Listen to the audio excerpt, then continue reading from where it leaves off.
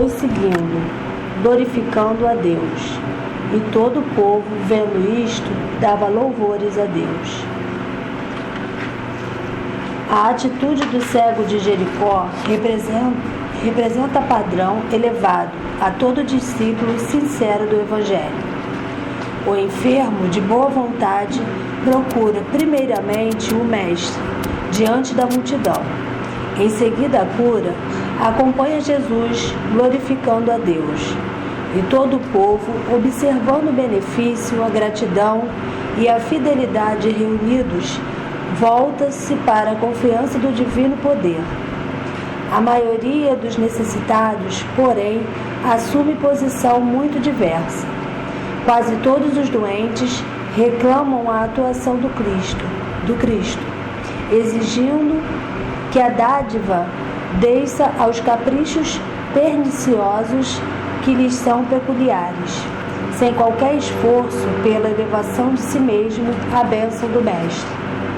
Raros procuram o Cristo à luz meridiana, e de quantos lhe recebem os dons, raríssimos são os que lhes seguem os passos no mundo.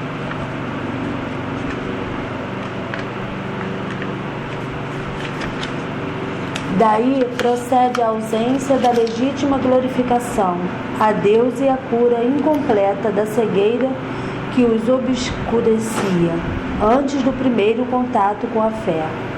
Em razão disso, a terra está repleta dos que creem e descreem, estudam e não aprendem, esperam e desesperam, ensinam e não sabem, confiam e duvidam.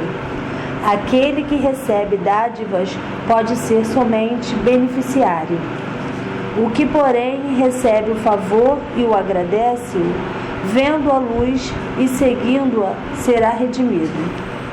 É óbvio que o mundo inteiro reclama visão com Cristo, mas não basta ver simplesmente. Os que se circunscrevem ao ato de enxergar podem ser bons narradores, excelentes estatísticos. Entretanto, para ver e glorificar o Senhor, é indispensável marchar nas pegadas do Cristo, escalando com Ele a montanha do trabalho e do testemunho. Jesus amado, doce amigo de todas as horas, que Tu se faças presente entre todos nós e abençoe esse trabalho, abençoe esse estudo, abençoe todos os encarnados que aqui se encontram e enche essa ambiência de paz, de amor e de luz, que assim seja.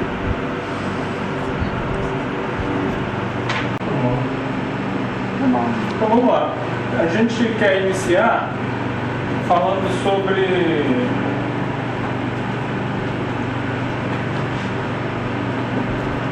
essa questão de conhecimentos novos, que é sobre o dogmatismo. Para se sustentar, precisaria pressupor admitir como verdade juízos fortes, tanto com respeito ao sujeito como quanto ao objeto. Com relação ao primeiro, precisaria crer na ampla possibilidade de o sujeito aprender o objeto, de não haver erro de observação, de enfoque, de circunstância ou de ilusão dos órgãos do sentido. O sujeito a rigor precisaria ser infalível, atributo só possível aos deuses. E mesmo que o sujeito alcançasse este grau de perfeição, ainda o objeto precisaria apresentar constância e regularidade, de modo que a atitude de buscar conhecê-lo não pudesse ser prejudicada. Mas, como se sabe, um dos grandes problemas da aventura de querer conhecer o mundo diz respeito ao objeto em si, que apresenta aleatoriedade, mudanças, descontinuidades e, via de regra, apresenta-se de forma parcial, fragmentada e até obscura, como enfatizou Hegel. Isso a gente estuda na história e uma das coisas que a gente precisa quando lida com conhecimento, que não é novo, mas que pode trazer alguma surpresa, é justamente a gente saber que o conhecimento é uma coisa que não tem limite. Não se pode colocar sobre o conhecimento nenhum tipo de limite. Se no campo dos estudos, da filosofia, das ciências humanas, da história, das ciências sociais, a compreensão de um dado fenômeno, de um dado objeto, exige do pesquisador uma dedicação, uma abertura mental,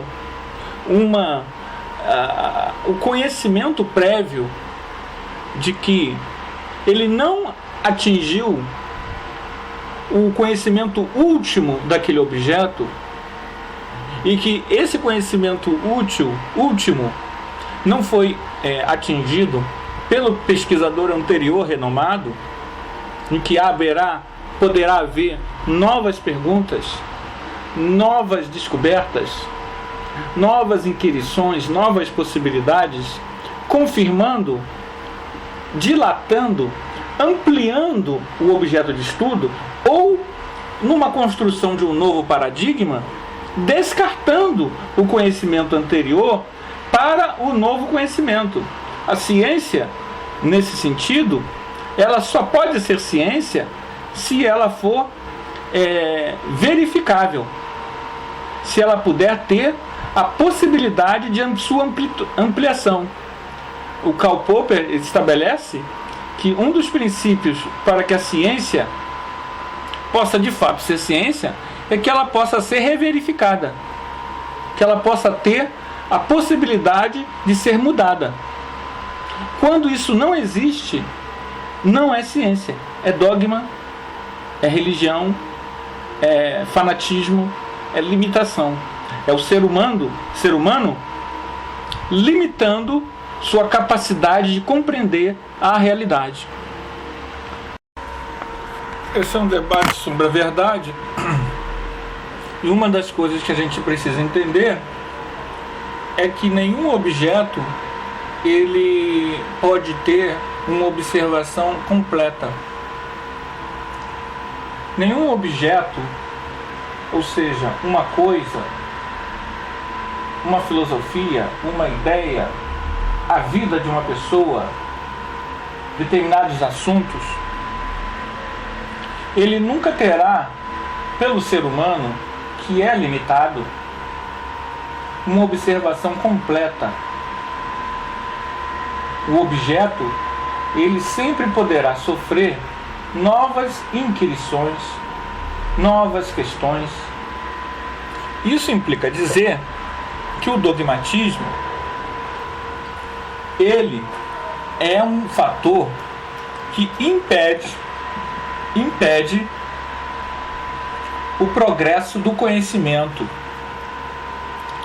Lidar com a pesquisa, lidar com a investigação, requer do indivíduo a necessidade dele saber que não é possível a uma pessoa ter todo o conhecimento absoluto sobre uma dada questão, sobre um objeto investigativo. As nuances, elas se ampliam na medida em que a pessoa, o investigador, cresce como indivíduo. Se você estiver falando então sobre questões filosóficas e sobre questões espirituais, aí que a coisa é mais ampla. Porque estando encarnado, o objeto de observação, questões espirituais, ele já sofre uma cisão da nossa limitação dos sentidos. E além disso, se no campo da pesquisa humana você sabe que não é possível a compreensão de todo o saber, que existem questões que lhe escapam, investigações, perguntas que você não tem condição de fazer pelo simples fato de nós estarmos inseridos dentro de um sistema de pensamento. À medida em que o ser humano amplia a sua capacidade de entender a realidade, maiores perguntas surgirão sobre aquele objeto, permitindo uma ampliação da visão. Então, quando ele diz assim, o autor, um dos grandes problemas da aventura de querer conhecer o mundo, exatamente essa é a questão. O conhecimento, ele é uma aventura, e uma aventura saborosa para a mente que está aberta. O estudo do conhecimento de si mesmo é uma aventura profunda.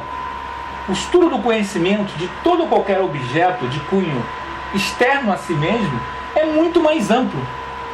Daí que a postura dogmática, ela é a pior. Ficar preso a um parágrafo, a um livro, a uma pesquisa antiga ou a qualquer coisa que limite a visão é confessar a sua preguiça mental, a sua incapacidade de ver o conhecimento como algo que é uma aventura, que é uma busca incessante de ampliação dos seus sentidos. Aí ele diz, o objeto em si, que apresenta aleatoriedade, ou seja, o objeto da pesquisa, ele tem nuances, ele tem características que podem ser múltiplas, que podem ser percebidas ou não é algo papum, já dado, fixo, imóvel. Daí a necessidade de toda pessoa que se insere no campo da pesquisa e também no campo da pesquisa espiritual, a erudição é inevitável. Tanto quanto você vai trabalhar você mesmo, trabalhar o seu íntimo, o seu interior, quanto o externo a você, a erudição, o conhecimento, o estudo, é uma condição pré-estabelecida. Dar opinião, todos nós podemos dar opinião. Opinar é um dos atributos da nossa consciência. Mas, com certeza, ser humilde e reconhecer suas limitações perante o assunto é também uma forma de aprender. Aí, o pesquisador ou a pessoa que está no estágio de aluno, ele não conhece o assunto direito. Ele não deve perguntar para desafiar, se ele quer conhecer e apreender o objeto de estudo. Ele deve perguntar para ampliar a sua visão, para compreender, para sair do preconceito estabelecido, o dogma, o fixo, aquilo que ele conhece, para ampliar as suas sinapses para o não conhecido, para o terreno do novo. Ele precisa começar a sedimentar, a criar ruas novas no seu corpo mental, ruas novas na sua mente, novas sinapses. Ele deve ampliar o seu dicionário cerebral. Tudo isso só é possível com o estudo, a reflexão, a leitura, a inquirição, a flexibilidade. Daí que o dogmatismo, ele é um engessamento de todo ou qualquer conhecimento. O conhecimento, para que se torne realmente verdadeiro, que ele tenha áreas de verdade, ele precisa ser um conhecimento que se amplia, que dá base que seja paradigmático, estruture ampliações de saberes. Ivone Pereira recomendava às pessoas mais próximas, aos jovens e todos mais, recomendava o estudo das obras clássicas, aquelas obras que ninguém lê. As obras de Kardec, Leon Denis, Gabriel Delany, Alexander Aksakov, Ernesto Bozano, César Lombroso, Alfredo Henry. Todas essas obras, elas vão dar, Stanton Moses, elas vão dar o que pra gente? Elas vão dar uma estrutura, uma visão, elas vão ampliar o nosso leque de compreensão da realidade. Daí a possibilidade de um debate mais profícuo. Agora, é claro que isso é uma questão que precisa ser trabalhada cada pessoa. Deve-se gastar tempo nessas leituras. Deve-se aprender a fichar o livro. Deve-se questionar o livro. Deve-se ponderar com quem já leu o livro. Deve-se dialogar o livro. Deve-se estudar os fenômenos. Muitas vezes, nós achamos que a postura do estudo essencialmente evangélico nos trará a solução do nosso processo evolutivo. O amor trará isso, mas o amor ele se amplia com a sabedoria, e a sabedoria é quando você consegue fazer as grandes sínteses, quando você começa a ter uma visão de eito do processo do conhecimento espiritual. O espírita começa a entender o espírito da doutrina espírita quando ele, primeira coisa fundamental, precisa ler as obras de Kardec. Precisa ler os trabalhos feitos por Kardec no Livro dos Espíritos, no Livro dos Médiuns, no Evangelho segundo o Espiritismo, na Gênese, no que é o Espiritismo. Precisa estudar os estudos que Kardec elaborou na Revista Espírita, aos poucos.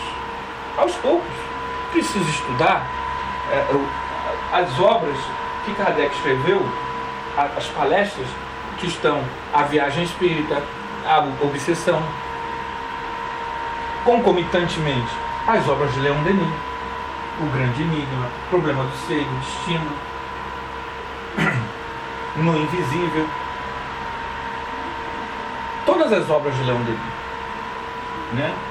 Depois, concomitantes, as obras de Gabriel Delany, as obras de Camille Flammarion, as obras de Stanton Moses, as obras de Alfred Henry, Gustave Gallet,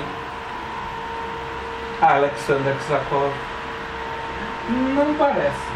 Ernesto Bozano, Charles Richer.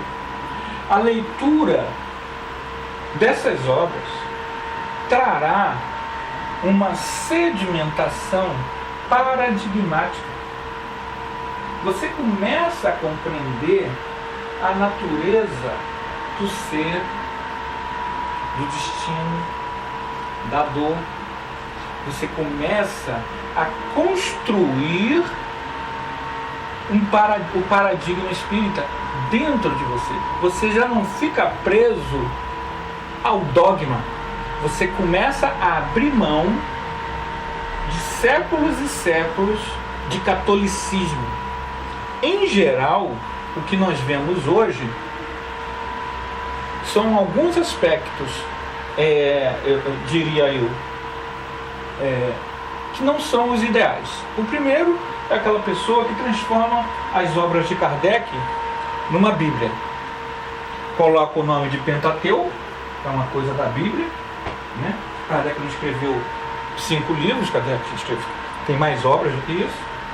Coloca uma questão jungindo ao antigo, ao velho, né? Essa coisa do Pentateuco.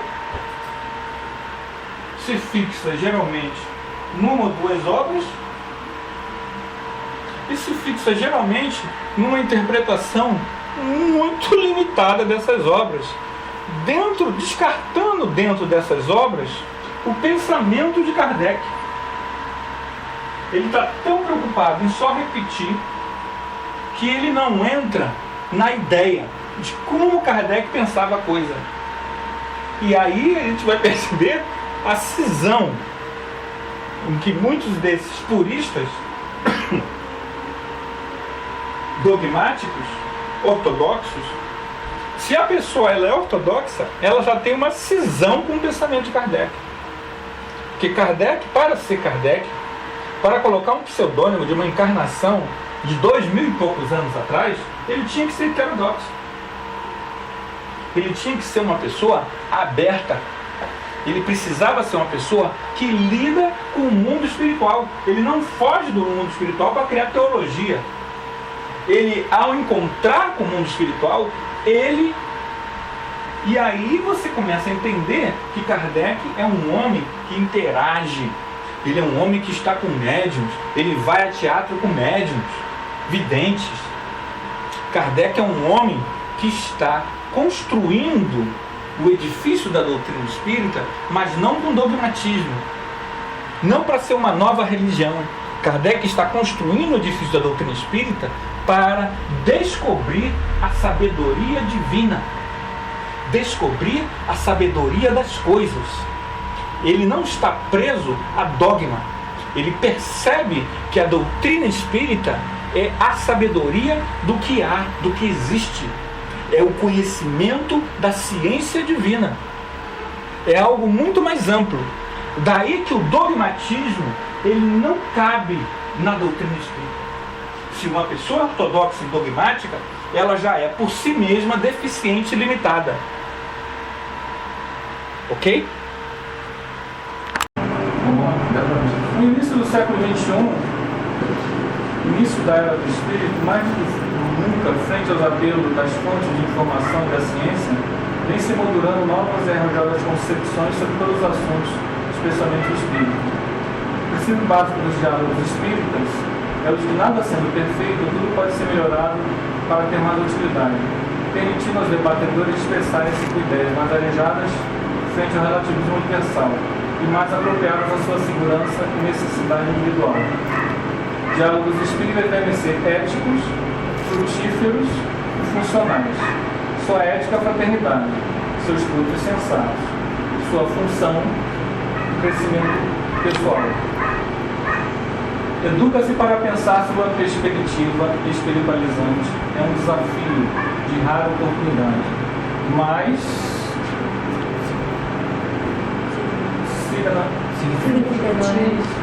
que colecionar respostas é aprender a investigar pedagogicamente, filosofar para crescer. Isso complementa, mas aqui já com uma abordagem espírita, sobre a questão de interrogar a realidade. A realidade, ela não é uma coisa dada, ao contrário do que a gente pensa. Muitas vezes a gente pensa que a verdade, ela está num lugar e que a gente basta chegar lá que vai encontrar. O homem sempre pensou assim. Esqueci de detalhe. O homem sempre pensou assim, que se poderia achar a verdade e que ela estaria num lugar ou dita por alguém ou pregada por um ser divino. Mas o que as ciências fizeram foi questionar essa visão de verdade, demonstrando que, como a gente leu no primeiro texto, não só as pessoas estão presas a seus condicionamentos culturais, a sua percepção do mundo, ao que ela conhece sobre o que é a realidade, sobre as suas crenças, e isso vai fazer com que ela construa um conhecimento, mas também o próprio objeto que ela está investigando, ele, muitas vezes, dependendo do que for, ele está preso a certas circunstâncias, certas questões, que em certos momentos ele passa despercebido. Em certos momentos da história, você não tem como enxergar o que está acontecendo, a não ser a pessoa de gênio. A pessoa de gênio, o que ela diferencia dos outros? Ela consegue enxergar um pouco mais longe. E, em geral, a pessoa de gênio, o que acontece com ela? Ela é morta, ou perseguida, ou ela tem que fugir, ou então dão uma cicuta para ela morrer, ou então crucificam ela. Porque ela está dizendo alguma coisa que as pessoas não conseguem enxergar. Então, as verdades, elas sofrem um processo de mudança porque nós crescemos. O que é aqui embaixo?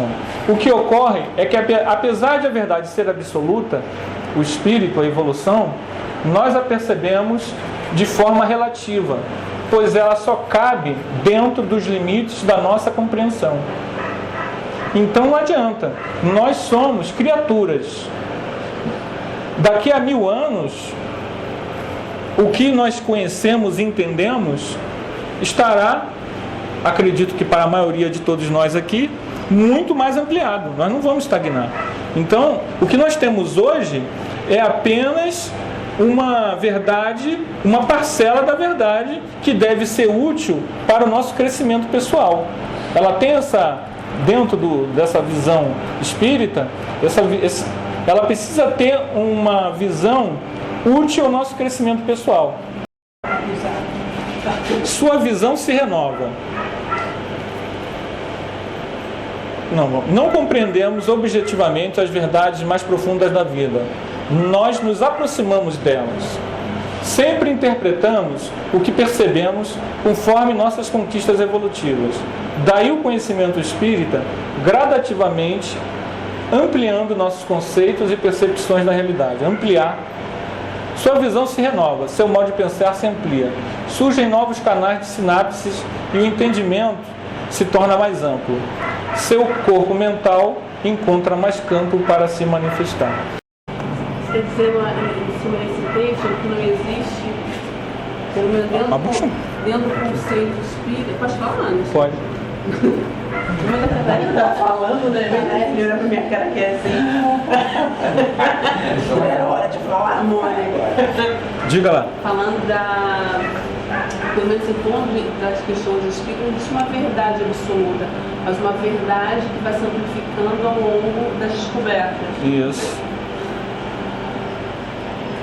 O espiritismo, agora vamos ouvir algumas considerações daquele que foi considerado bom senso encarnado, que ele já, quando tratou de organizar a doutrina espírita, ele já via isso, no século XIX.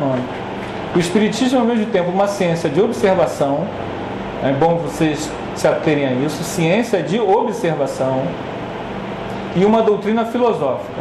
Como ciência prática, ele consiste nas relações que se podem estabelecer com os espíritos. Como filosofia, ele compreende todas as consequências morais que decorrem dessas relações. Isso é importante porque essa parte, ciência prática e ciência de observação, muitas vezes é esquecido por nós, porque não nos interessa, porque não nos convém. E aí, aquilo que a gente discutiu sobre o fenômeno, que eu falei para você falou, não, mas ele gosta muito de fenômeno. Não, olha, eu sou um homem do fenômeno, que a doutrina espírita eu entendi como sendo uma ciência que investiga o fenômeno. Ela não foge do fenômeno. Mas hoje em dia, a gente tem esse problema com o movimento espírita. A gente tem horror ao fenômeno e muito menos analisá-lo. E aí cria a estagnação. Pode-se defini-lo assim: o espiritismo é uma ciência que trata da natureza, da origem e da destinação dos espíritos e das suas relações com o mundo corporal. O que é o espiritismo? Por ela não se deixar embalar por sonhos irrealizáveis, ou seja, ela não é uma viagem ao mundo da fantasia, não se segue que se imobilize. Apoiada exclusivamente em leis naturais, não pode ser mais variável que estas leis. Mas se uma nova lei for descoberta, deve modificar-se para harmonizar-se com esta. Não deve cerrar a porta a nenhum progresso sob pena de suicidar-se. assimilando todas as ideias reconhecidamente justas de qualquer ordem que sejam, físicas e metafísicas. Nunca será posta à margem e é esta uma das principais garantias da sua perpetuidade. Kardec em Obras Póstumas. Kardec tem toda a razão.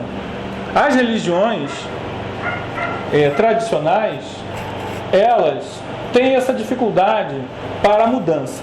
Por incrível que pareça, uma coisa impensável antes da década de 60, o catolicismo mudou e mudou muito. O catolicismo se adaptou muito às novas circunstâncias.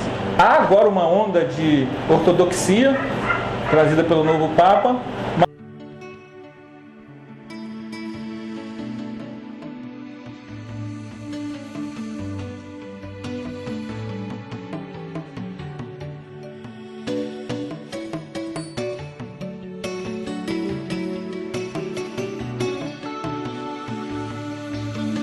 Mas ele mesmo não consegue voltar ao antigo sistema.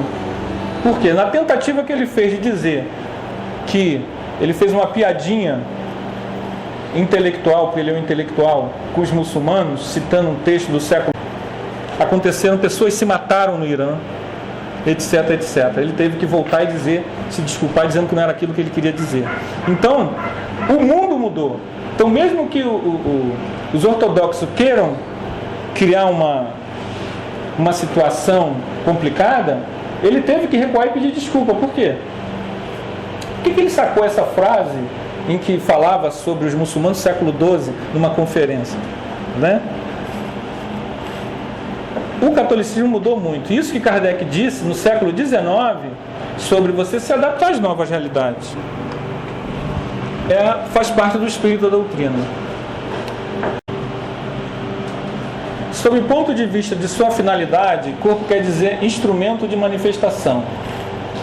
Assim, quando dizemos corpo físico, estamos nos referindo ao veículo carnal de que se utiliza o espírito durante a permanência na crosta planetária, em cada reencarnação. Após nova experiência terrena, passa a usar outro corpo, isto é, volta a utilizar-se de veículo de manifestação adequado à matéria sutil de que se reveste, o mundo espiritual. Assim como a nona sinfonia de Beethoven precisa de uma aprimorada orquestra para ser bem executada, o espírito, a centelha divina, a parte substancial e eterna do ser, precisa de meios para poder manifestar-se e agir ostensivamente, segundo o estado vibratório da substância que compõe os diversos planos da criação. Com relação ao corpo extraterreno, ou seja, o corpo do defunto, ou do pós-defunto, ou do pós-vivo, ou do desencarnado, ainda falta sinônimo a registrar em nosso vocabulário. O Livro dos Espíritos adota o termo perispírito, quer dizer em torno do espírito. Ele é designado ainda por corpo espiritual, corpo astral, corpo etéreo, esse nome dá muita confusão, ou então, como se vê em André Luiz, psicossoma. Tudo isso expressa a mesma coisa. Então a gente precisa entender que veículo de manifestação quer dizer o seguinte: o corpo que você está usando num determinado plano. Enquanto nós estamos encarnados, o nosso veículo de manifestação é o corpo físico. Quando nós estamos desencarnados, nós temos o perispírito. Não sei se vai entrar agora, se eu já entro nisso agora. O perispírito, eu esqueci de botar esse slide aqui. As ordens ou graus de perfeição dos espíritos são em número determinado? As ordens ou graus de perfeição dos espíritos são em número determinado? Eu vou me ater muito às questões do português e dos detalhes, tá? São ilimitadas em número. O que isso quer dizer? Não tem limite, né? Porque entre elas não há linhas de demarcação traçadas como barreiras, de sorte que as divisões podem ser multiplicadas ou restringidas livremente. O que isso quer dizer? Quer dizer que as divisões são formas que nós utilizamos dentro da ciência espírita para tentar entender a realidade espiritual. Então, quando a gente diz assim, existem 7 planos de manifestação, isso na verdade não é a realidade.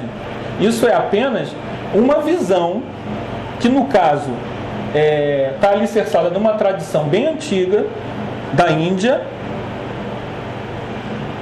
que a teosofia depois trouxe no século XIX, e que nós espíritas usamos muito, não tem nada demais, mas isso não é exatamente a realidade. Isso é apenas uma forma que você tem para o quê?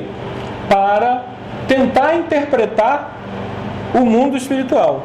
Mas o mundo espiritual, ele não se restringe a 7 planos. Aqui, são ilimitados em número, porque entre elas não há linhas de demarcação traçadas como barreiras. As divisões, elas são educativas. Tá? São... Oi? Aqui Kardec está dando uma introdução para falar da escala espírita, né? Especificamente da escala espírita, né? Está falando então da perfeição do espírito mesmo, né? Isso. São ilimitadas, ele só limita quando ele fala do puro, né? Do espírito puro. Aí é que está. O espírito puro, não fala assim.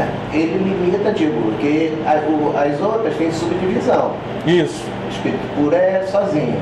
Né? Porque não tem subdivisão. Aí nas outras a gente fica caminhando, não tem, eu estou aqui, você tem momentos que está, né, isso. Você está num local, daqui a pouco você comete algum erro, você tem uma atitude de um espírito num grau menor, né, inferior. Não, o cara pode se achar, eu sou um espírito X, mas essas definições, autodefinições, elas são... É bom também observar que o espírito puro, ele não está ali pronto e acabado. Diante de Deus, ele vai ter sempre algo para avançar. Não, mas aí é que eu quero chegar. Muitas pessoas confundem.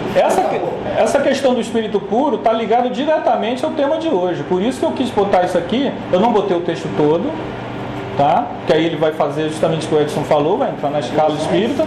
Porque a escala espírita é justamente isso aqui, ó. A escala espírita não foram os espíritos que deram. A escala espírita já é uma abordagem didática de Kardec. Tá, ali é o autor do Livro dos Espíritos. Só os créditos. Escala espírita. A gente está falando, para nós espírita, né? Fica o espírito puro porque é Jesus, né? É o nosso guia e modelo. Então a gente tem, agora aqui realmente tem espírito pai. Para nós, o estudo espírita, Jesus continua evoluindo. Não, você não precisa entrar em digressões que a gente, na verdade, nem tem como ter informações, né? A gente vai ver isso aqui agora.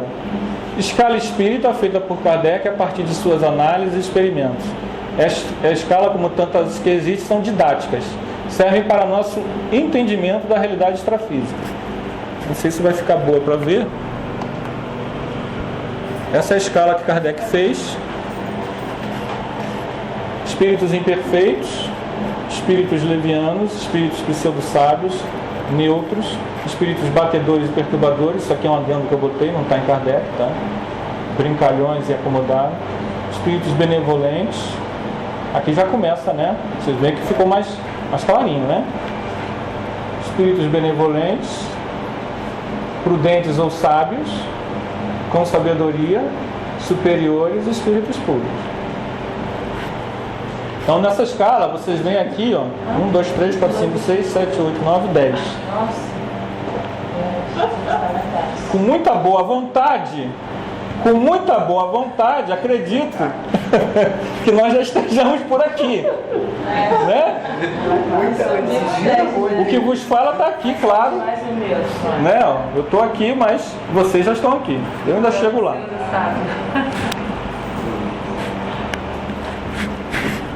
Então o negócio não vira essa escala toda. Desanima, né? Deus, falta mais 5, meu Deus do céu. Não falta nada, gente. Imaginemos um mundo espiritual como uma cebola, com vários planos, cada espírito de acordo com o seu desenvolvimento moral e o seu comprometimento com a vida ficará num deles. Quanto mais próxima a crosta, mais humanizado. Em camadas mais altas ficam as entidades sublimadas, já integradas na harmonia universal, que eventualmente vêm à Terra em grandiosas missões em favor do bem e da verdade. Divaldo Franco. Então, esse modelo da cebola, ele serve para gente explicar o perispírito e para a gente explicar os planos espirituais. Desceu, pai.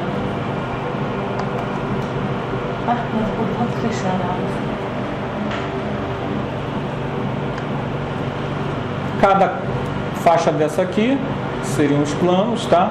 Só que, como eu falei, ao contrário do que a gente imagina, esses planos, eles não são assim. Quantos eu botei aqui? 1, 2, 3, 4, 5, 6, 7, 8. Não seriam 7 ou 8. Esses planos, em última instância, eles seriam o número exato de pessoas que existem. Porque cada pessoa, ela está num determinado nível de evolução. Então você tem um número muito grande de planos. O conflito, muitas vezes, entre a teoria e a prática faz com que a gente crie, né, novos modelos. E é por isso que a gente está apresentando, a gente fez aquela apresentação inicial. Esses planos, eles são num número muito maior, tá? Não são 7 ou 10. Aqui eu fiz uma compilação reconfigurando com outros nomes, alguns, para a gente poder entender melhor a nossa... tirei da bibliografia, né? Cidade do Além, 7... mais alguns nomes eu botei para... Ou seja, mediunidade no plano espiritual. Então aqui nós temos uma divisão didática, tá, gente? Não se prendam a isso. Boa tarde, tudo bem? A parte mais densa, trevas, umbral denso, umbral.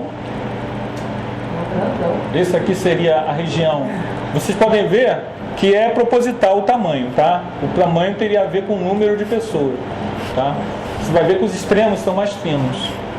Astral, primeira camada mais do astral, o melhorzinho, o plano espiritual melhorzinho. Segunda camada do astral melhorzinho. Terceira camada. A quarta. Aqui eu botei do lado, que eu percebi uma gradação dos ministérios de nosso lar, tá? Aqui no caso seria auxílio, que eu não botei. Auxílio seria aqui, regeneração, esclarecimento, elevação, união divina. Então dentro do próprio nosso lar você tem gradações. Acima do astral superior você tem o mental inferior e o mental superior, que é o corpo causal, que é citado, por incrível que pareça, no livro Nosso Lar.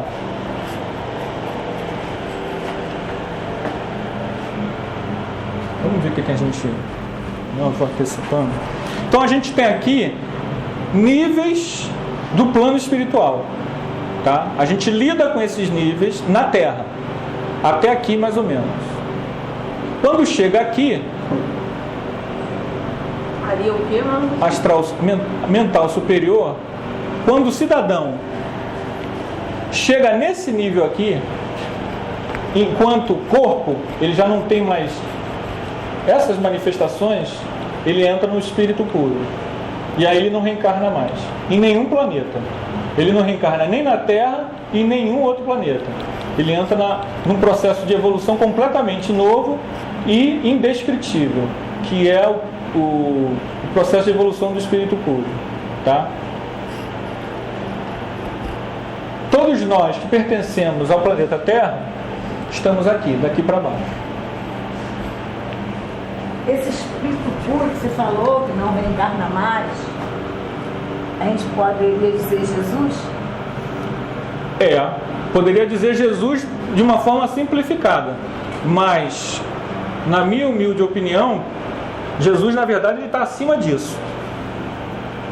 Porque Jesus, segundo o que Emmanuel diz no A Caminho da Luz, ele não participa mais, segundo, eu estou me calcando, do que Emmanuel cita do que Jesus fala do Caminho da Luz. Tem autores espíritas que não aceitam Emmanuel e nem aceitam o Caminho da Luz. Mas eu aceito Emmanuel e aceito o Caminho da Luz e aceito André Luiz. Então, segundo Emmanuel, Jesus, ele é um espírito que formou o planeta. Jesus formou isso aqui. Então, na verdade, para ele se manifestar o plano que ele está, os teus ofícios até tentariam reproduzir, mas Jesus aqui se materializa. Ele precisa de mediunidade, tá?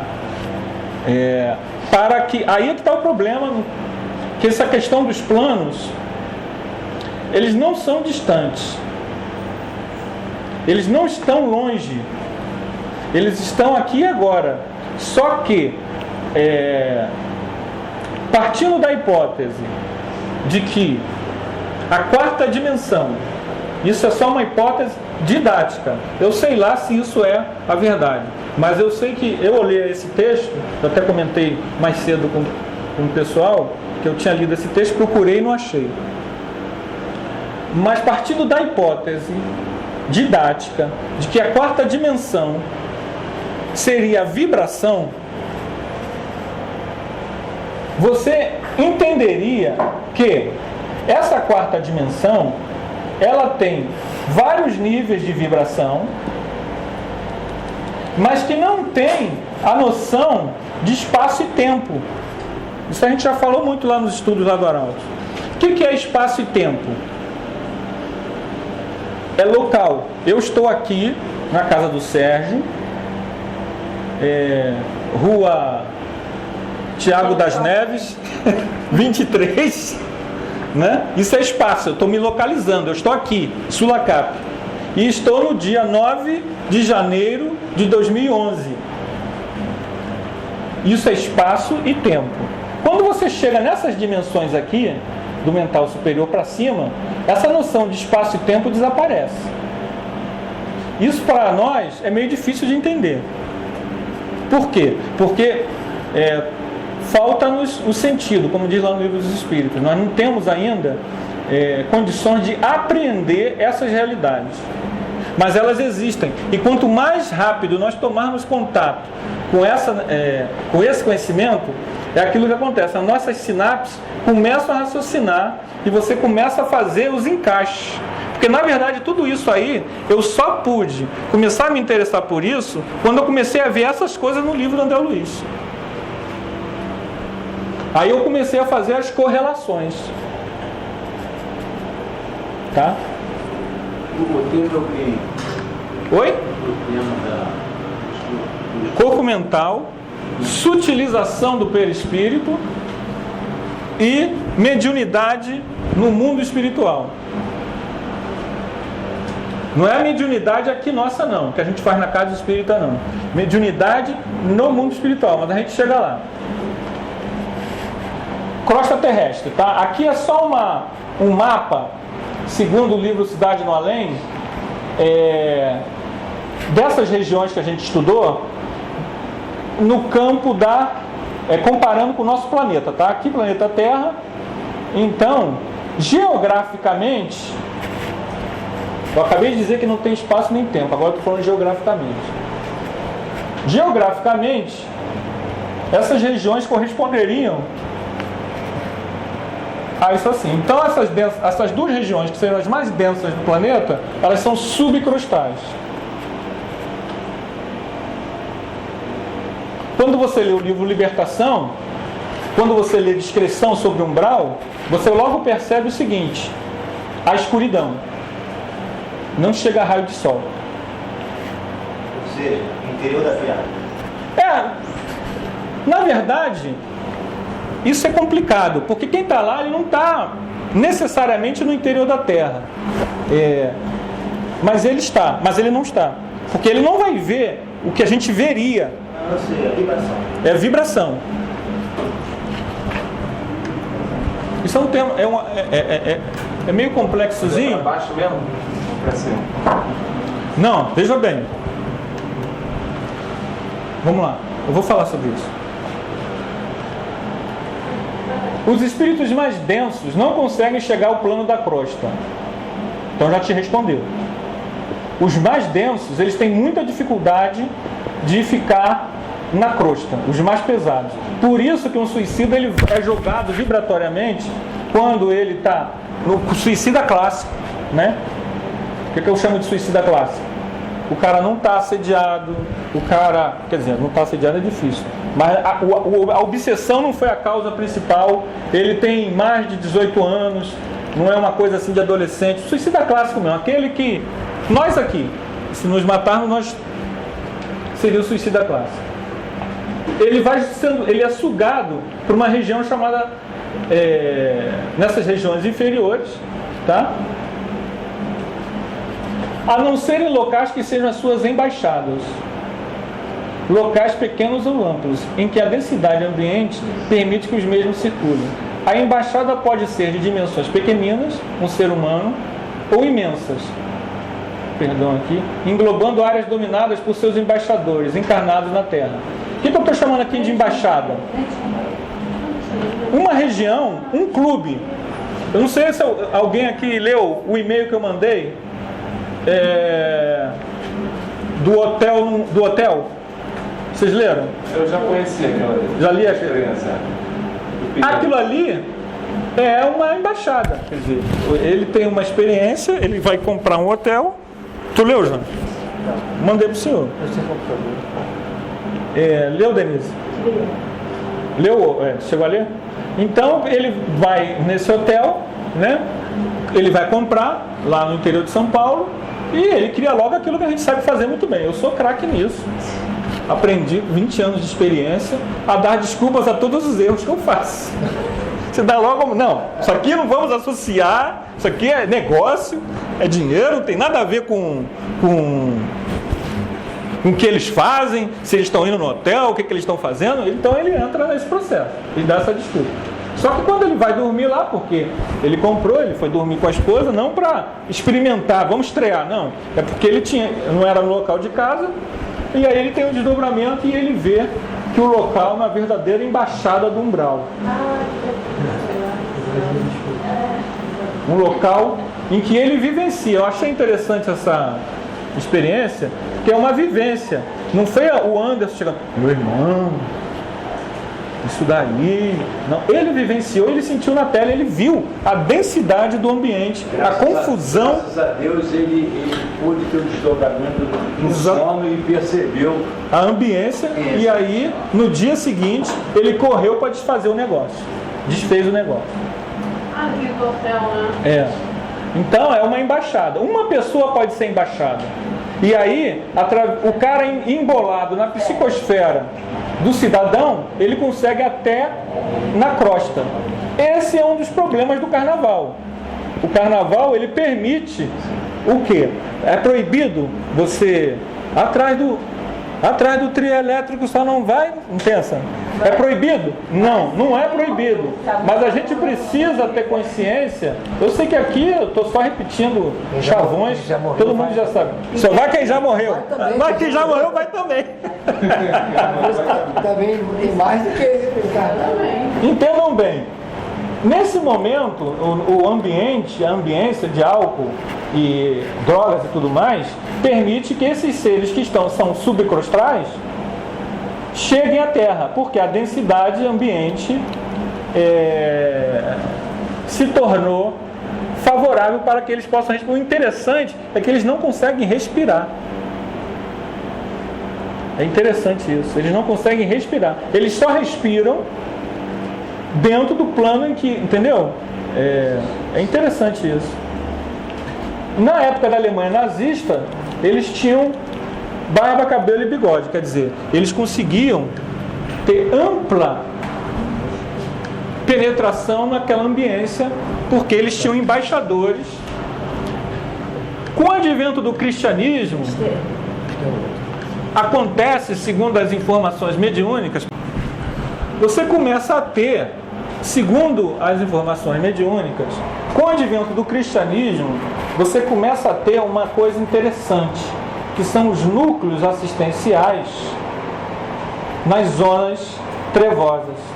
Você começa a ter, aqui eu tinha colocado também, não sei porque não apareceu, seria aqui nosso lar, tá?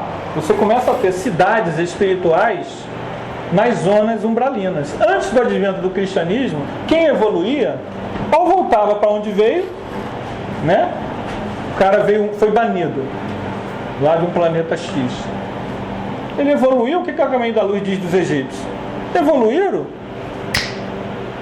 voltaram, boa parte voltou. Ou ele ficava lá nos planos, buscando o quê? O seu crescimento. Aí, simbolicamente, no livro Obreiros da Vida Eterna, tem um instrutor chamado Albano Metelo, que ele conta a experiência dele. Que Albano Metelo é um desses caras. Ele lá nos anos sei lá quando, estou usando com as minhas palavras, se vocês vão ler lá não é bem isso, mas eu estou dando uma interpretação para a gente encaixar dentro do tema. Ele já tinha conseguido um bom nível espiritual, ele alcançou um bom nível espiritual, e ele vivia lá no mundo dele. Num dado momento, ele está lá no local, eu não sei interpretar de que jeito ou de que forma, mas ele vê uma revoada. Alguém se lembra disso? No Obreiros da Vida Eterna? Ele vê uma revoada de seres angélicos, vindo de planos. E aí, ele fica curioso, né? Você vê, passando pelo teu plano, pela tua ilha pessoal, conquistado arduamente, e aqueles seres descendo. Que coisa é essa? Descendo? E aí ele argui para um daqueles seres angélicos o que estava acontecendo. E o ser angélico diz que hoje o Cristo está descendo às zonas inferiores para socorrer as pessoas. E aí ele tem um insight, né? Um simancol. Que não adiantava ele se tornar um técnico em respiração, técnico em meditação, técnico em autoconhecimento, se esse autoconhecimento não servia para servir.